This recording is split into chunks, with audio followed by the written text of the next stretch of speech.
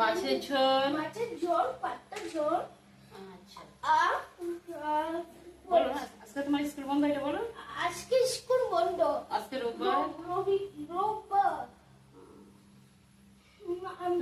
তুমি কার জামা পরছো বলো? এটা এটা দাদার জামা আমার পরছো। দাদা জামা পরছে, দাদা পড়াছে। কেন দাদা ভালো রাখছে।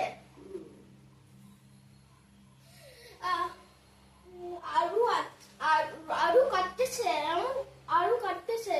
আলু দিয়ে কি রান্না হবে? মাছের ঝোল। মাছের ঝোল,